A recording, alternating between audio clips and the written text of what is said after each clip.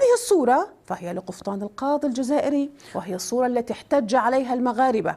هذا النوع من القفاطين كان حكرا على الرجال في الماضي، خاصة القضاة، ومع مرور الوقت تحول إلى زي نسائي راق يتميز بأكمامه الطويلة الواسعة.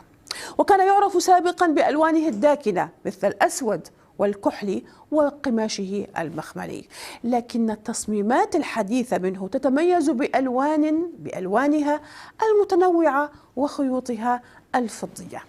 أما زجرشته فهي عادة ما تكون مستوحاة من الطبيعة مثل الأوراق والأزهار والأغصان، وبعض الحيوانات الفاتنة مثل الطواويس المذهبة التي بقيت رمزا للتطريز الجزائري خاصة في مدينة قسنطينة. قفطان القاضي يلبس فقط في الشرق الجزائري وخاصة قسنطينة وعنابة، وكان يلبسه رجال السلاطين في العهد العثماني، ومع مرور الوقت أصبح لباسا نسويا.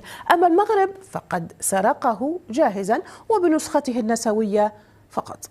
فترة دخول هذا الزي إلى شمال إفريقيا، دراسات ترجع ظهوره في المنطقة إلى فترة دخول العثمانيين للجزائر.